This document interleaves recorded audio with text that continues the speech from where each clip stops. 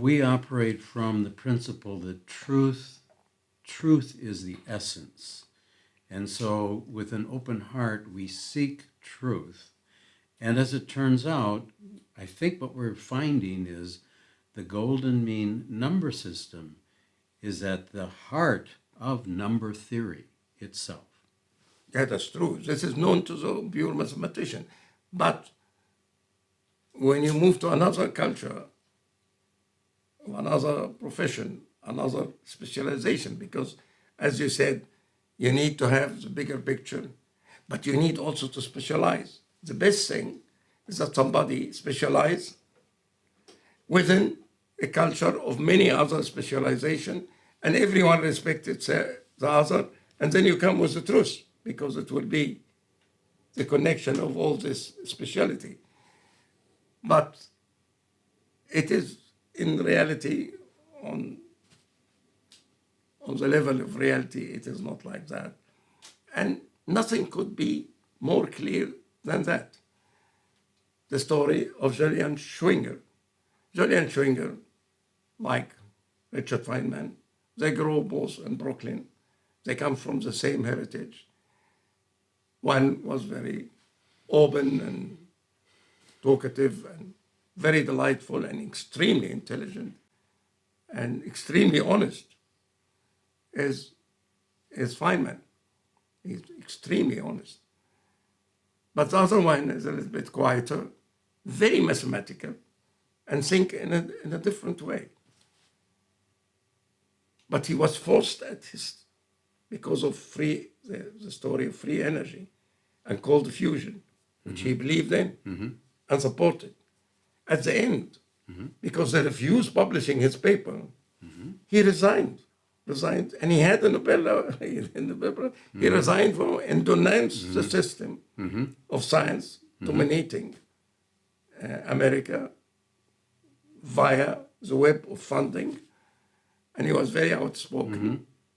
Until today, his functional-based quantum field theory is hardly understood with the majority of physicists. And the lesser, in my opinion, lesser potent theory of Feynman graphs is very popular. If you don't do Feynman graphs, then you are not doing quantum field theory. In my opinion, it is wrong. It is so even on the level of Schwinger, of a Nobel laureate with the same background, with the same everything, like Feynman, but Feynman became more, although Feynman was anti-authoritarian too, right? But Julian was completely another way of thinking, which for my thinking is the right thinking, because in a Feynman graph, you emphasize the particle. It's always a quantum particle. And the picture is not balanced, because you have a particle, and the surface of a particle, according to my theory, is the wave. So you cannot separate the wave from the particle. And when you have only the particle aspect, you have, roughly speaking, or loosely speaking, half the picture only.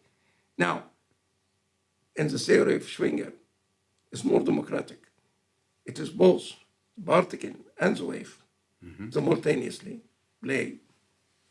And through that, I was able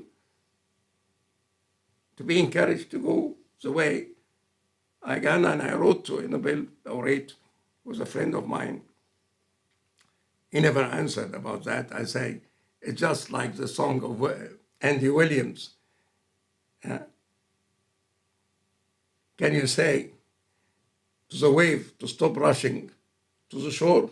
Can you say to a baby not to cry? That is how you cannot separate wave from particle, because the wave is the empty set, which is the surface of the zero set, and the zero set is the quantum particle. So how can you have a particle without its wave? It's impossible.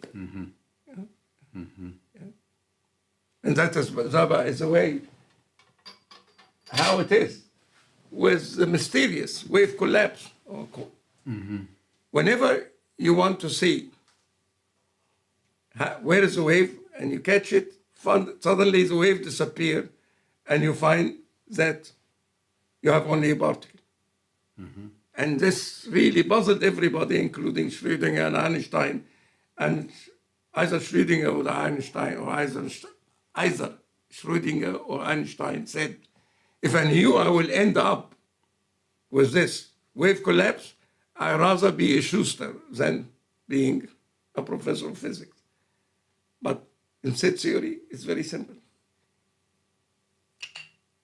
When this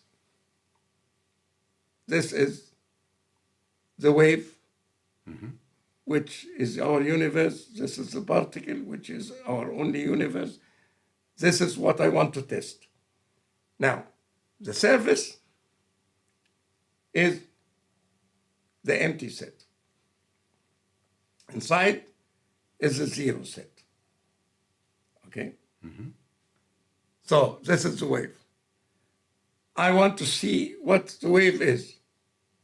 So as soon as I touch the wave, it's not empty. I hear it's my finger. So it becomes a particle, a zero set. Finish. You are bringing about what you think is happening to you.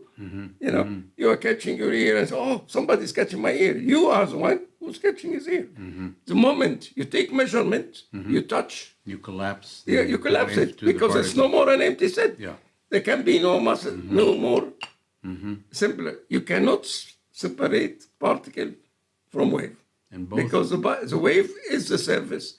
It's called in the mathematics, again, cobordism, the theory of cobordism, which is a very fancy word for the surface. And they have mathematical values related to the golden mean that we will be talking about ultimately, that you can... A particle is described according to a fantastic, really fantastic, pure mathematician who is extremely interested in down-to-earth things like physics, theoretical physics.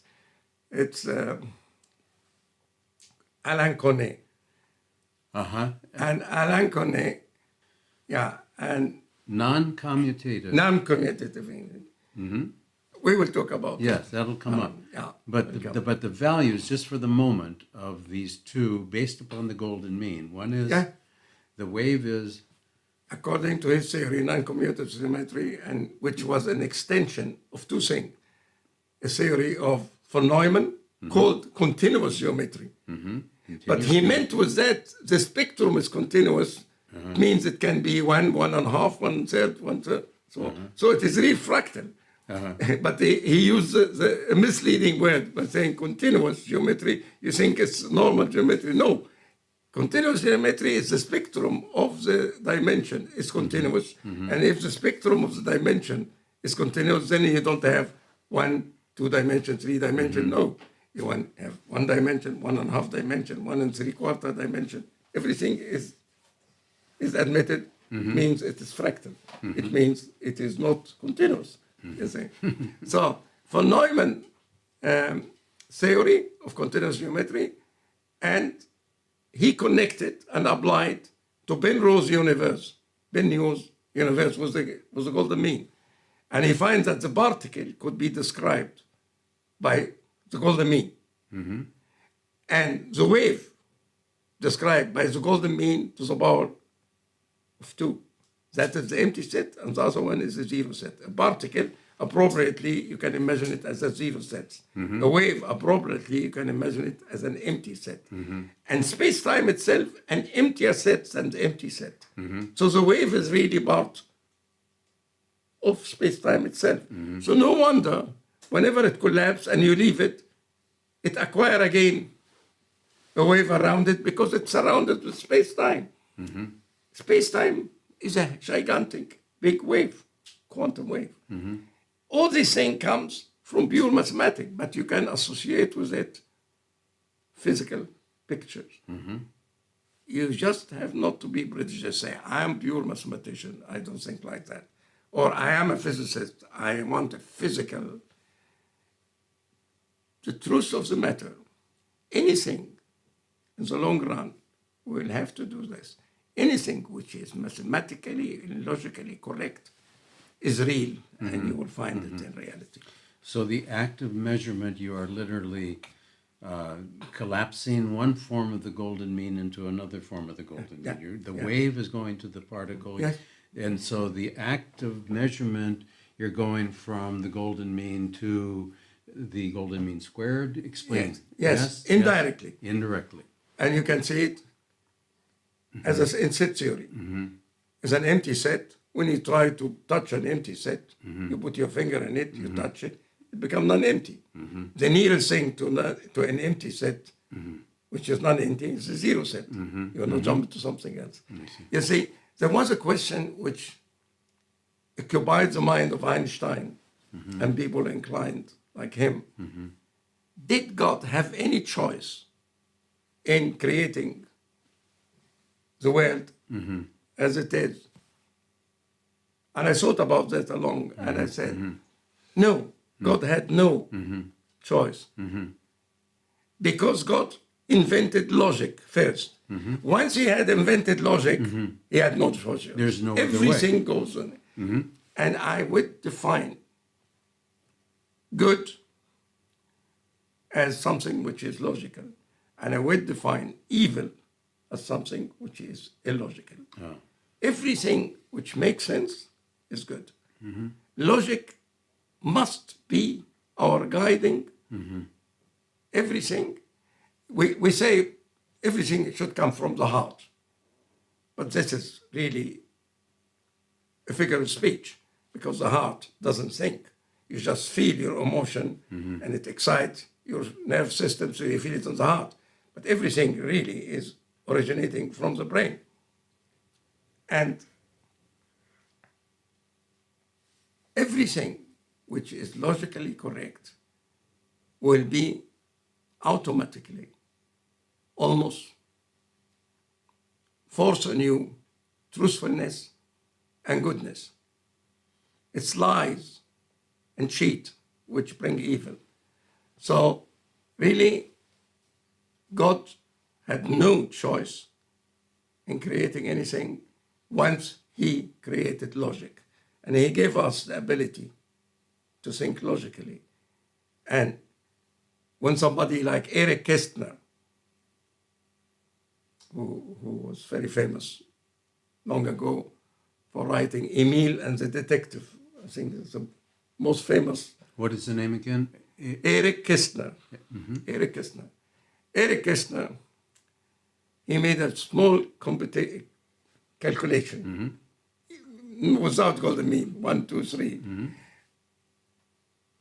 The cost of World War II would have given everybody living on the planet a nice villa to live in. You know? He really published that.